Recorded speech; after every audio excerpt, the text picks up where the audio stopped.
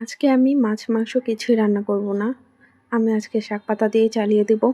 মাঝে মধ্যে এরকম শাকপাতা দিয়ে চালিয়ে দিয়ে আমি সংসারে একটু আয় করার চেষ্টা করি। তো মজা করলাম এতক্ষণ। হ্যালো, আসসালামু আলাইকুম সবাইকে। ওয়েলকাম জানাচ্ছি আমার নতুন একটা ছোট্ট ভিডিওতে। কে কোথা থেকে ভিডিওটা দেখছেন অবশ্যই আমাকে কমেন্টে জানাবেন। আর যদি ভিডিওটা ভালো লাগে তাহলে অবশ্যই লাইক, কমেন্ট এবং শেয়ার করবেন। তো এই তো কথা বলতে বলতে আমি ৪-৫টা মিষ্টি কুমড়া টোকা তুলে নিলাম। এখন বাসায় চলে যাব। তো সেই জন্য একটু মিষ্টি কুমড়ার ডোকা তুলে নিয়ে এসেছি আমার জায়ের বাসার সামনে থেকে। উনি লাগিয়েছিল। আজকের দিনটা সত্যি অনেক সুন্দর ছিল। সকাল থেকে একদম কড়া রোদ উঠেছে। সবকিছু ভাবতেছিলাম যে সবকিছু কাপড়-চোপড় শুকিয়ে নিব আজকের রোদে। আকাশটা অনেক সুন্দর ছিল, একদম স্বচ্ছ নীল আকাশ আর সাদা মেঘেরা ভেসে বেড়াচ্ছিল।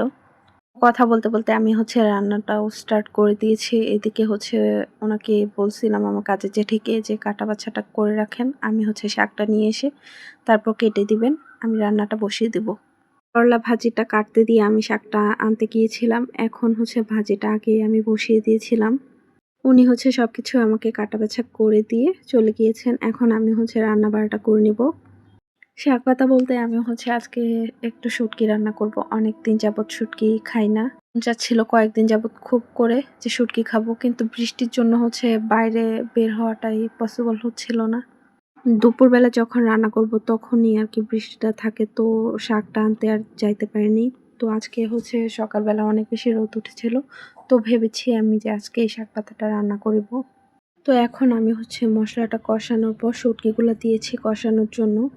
মাঝে মধ্যে না এরকম শুটকি রান্না করে খেলে অনেক বেশি তৃপ্তি লাগে। আমার অনেকদিন যাবৎ ঈদের পর থেকে মনে হচ্ছিল যে একটু শুটকি খেতে হবে। ঈদের মধ্যে গোশ খেতে খেতে একদম ক্লান্ত হয়ে গেছি। এখন আর ভালো লাগে না। এখন শুধু মনে হয় একটু শাক শাক ভাত অথবা একটু ভর্তা ভাজি, তারপর একটু শুটকি এরকম কিছু দিয়ে যদি ভাত খাই তাহলে আর কি ভালো লাগে অনেক। তো সেজন্যই আমি এখানে অল্প করেই নিয়েছি, কারণ আমার হাসব্যান্ড আর শ্বশুর ওরা এতটাও শুটকি পছন্দ করে না। রান্না করলে বলবে যে, "কি এইসব রান্না করে রেখে দিয়েছো শাকপাতা নিরামিষ।" তো সেইজন্যই কম করে আর কি বসিয়েছি। আর এইদিকে আজকে রোদ উঠেছে দেখে আমি তাকে বলেছিলাম যে, কয়েকটা ছেলেপেলে ডাক দিয়ে এসে গাছের আমগুলা পাড়ায় নাও। তো সে আর কি কয়েকটা বাচ্চাদের ডেকে নিয়ে এসেছে। ওরা গাছে আম পাড়তেছে। আর এদিকে আমার রান্নাটাও কমপ্লিট হয়ে গেছে। করলা ভাজিটা হয়ে গেছে। আমি রোদে একটু ভিডিও করতেছি। আর এখানে শুটকিটাও কষানো শেষ। এখন আমি ঝোল দিয়ে দিব।